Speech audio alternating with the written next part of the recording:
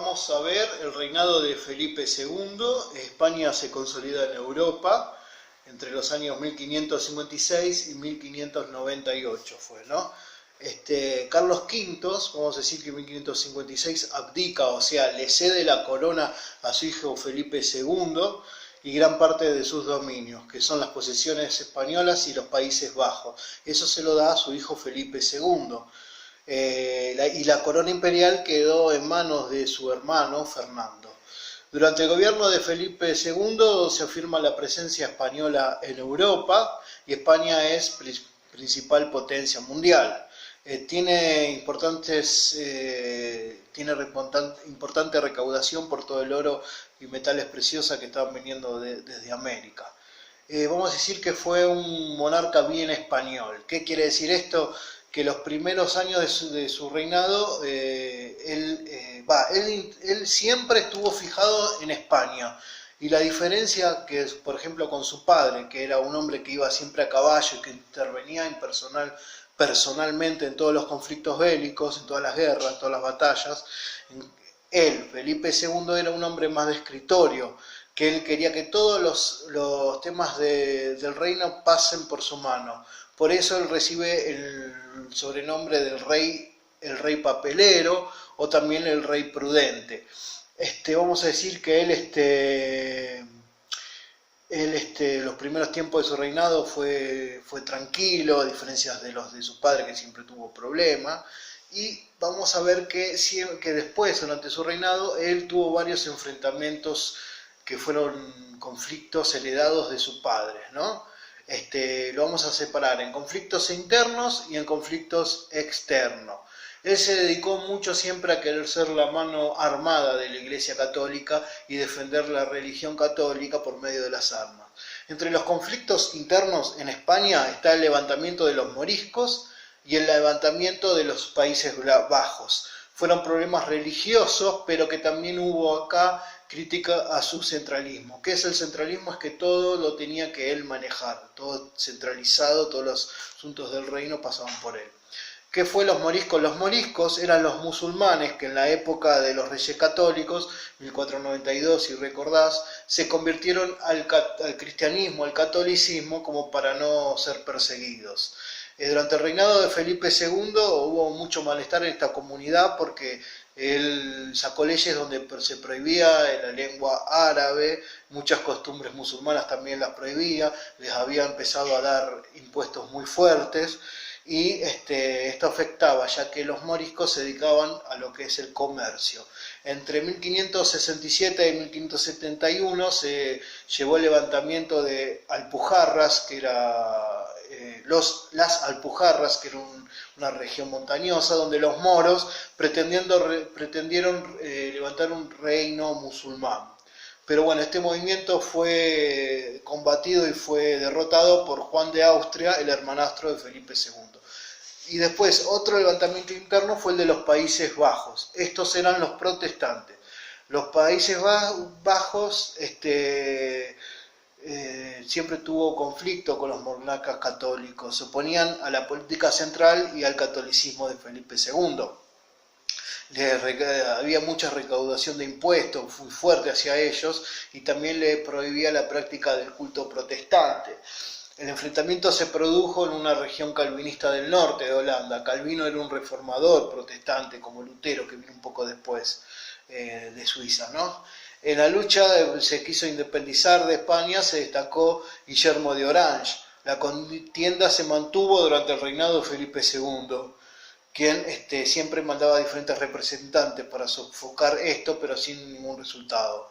En 1598 Felipe II cede, la palabra se usa, abdica a los Países Bajos a favor de su hija Isabel, pero las provincias del norte la rechazan, solamente el sur, Bélgica, que era católico, los aceptan y permaneció fiel a la corona. Luego los Países Bajos se separan de la corona.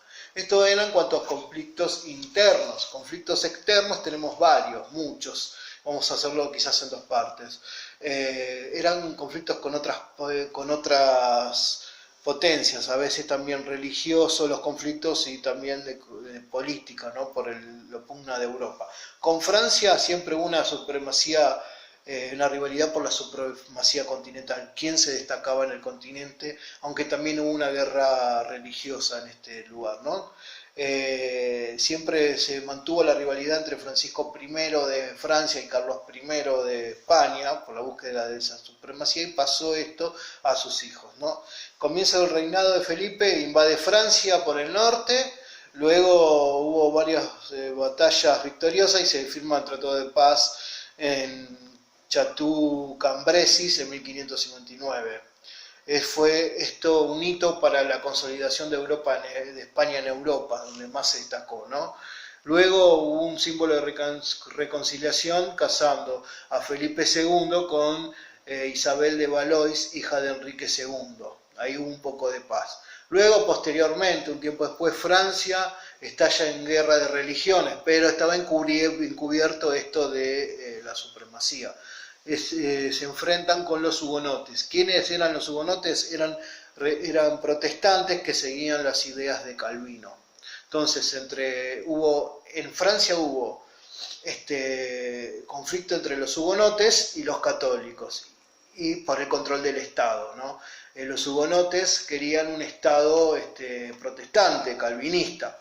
Entonces interviene Felipe II a favor de los católicos de Francia, por ser el hermano armado de los católicos, y en Francia este conflicto termina cuando Enrique IV, líder de los protestantes, logra llegar a la corona, ¿no? Felipe II continuó con el conflicto y con la intención de imponer a su hijo, a Isabel Clara Eugenia, como reina, Isabel Clara Eugenia, pero las leyes de Francia, leyes sálicas se llaman, no permitían una mujer como reina. La crisis se resolvió cuando Enrique IV, el hugonote, el protestante, se convierte al catolicismo. Hay una frase célebre que decía que París bien vale una misa, como diciendo, no me importa, yo me hago católico para tener París. Entonces ya no había excusa como para poder tener este conflicto de religión, porque ya era católico, ¿no? Pero bueno, ahí vemos cómo Felipe II logra un objetivo quizás religioso, que es el de que se haga católico, que se mantenga el catolicismo, y como por el otro lado no logró su objetivo político con poner a su hija en Francia. El otro enfrentamiento que tuvo fue con el Imperio Otomano por la pugna del Mediterráneo. Recordemos los otomanos. Su origen presenta tanto connotaciones religiosas también, porque es una lucha contra el infiel, contra el musulmán, ¿no? Felipe II forma una gran flota, se une con los venecianos y los derrotan a los turcos en la famosa batalla de Lepanto, que es en el Golfo de Corinto. Este triunfo no terminó con el poderío turco, pero sí tuvo su ofensiva, que siguieran avanzando. Bueno, vamos a ver con Inglaterra, los conflictos con Inglaterra. Esta es la lucha por el océano. A los comienzos de su reinado, Felipe II no había tenido problemas todavía con Inglaterra, pero en Inglaterra se estaba por asumir una reina que es Isabel Tudor, y ocupa una etapa de organización interna y de afirmación del poderío monárquico. Cerca del 1580 comenzaron las diferencias entre estos países. El tema también era religioso, porque Inglaterra apoyaba a los Países Bajos protestantes y a la guerra protestante que hubo en Francia. Y tenemos que saber que Inglaterra funda una iglesia propia, nacional, también protestante, que es la iglesia anglicana, que la crea Enrique VIII, y tiene una posición con el catolicismo, con la cuestión papal. Inglaterra, aparte, desarrolla una política de expansión también ultramarina, tanto como España como Portugal, y lo que hace es atacar a los barcos españoles por medio de navíos piratas, y se estaba metiendo en el comercio, ¿no? que hacían estos. Con los monopolios que había entre América y España, interviene por medio de los piratas y de estas vendas. Bueno, vamos a decir que España quiere invadir la isla y forma una gran flota como para poder invadir, pero lo que ha sucedido es que hubo una tormenta y algunos que otros ataques de los ingleses, y esta flota no llega nunca a Inglaterra en el Canal de la Mancha y se hunden, y es el fracaso. Inglaterra llama a esta batalla, a esta armada que había armado, a esta flota que le habían hecho los españoles, lo llaman irónicamente la Armada Invencible. Es una ironía. Vamos a ver por último el conflicto con Portugal. Si me entra en este videíto, la relación con Portugal siempre tuvo un carácter especial, era por el tema de la unión del continente, ¿no? Al morir el rey Sebastián I de Portugal es una oportunidad para Felipe II, ya que recordemos que su abuela, creo que era Isabel, o su madre era portuguesa, Isabel de Portugal, ¿no? Tiene los derechos para poder llegar a la corona, pero la mayoría no lo acepta,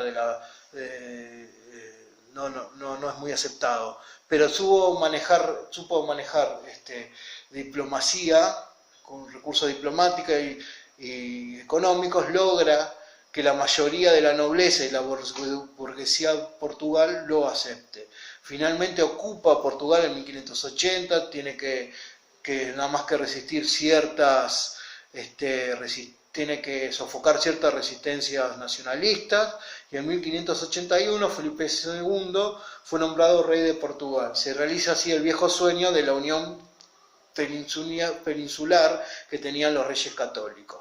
Bueno, se incorpora a Portugal, Felipe II se complementó el imperio ultramarino español, y vamos a decir que se le llamó muchas veces a este imperio el imperio donde nunca se pone el sol, ya que tenía toda América, África, gran parte de Europa. La unión se mantuvo hasta 1640, durante el reinado de Felipe IV, ¿no? Esto fue más o menos las situaciones que hubo.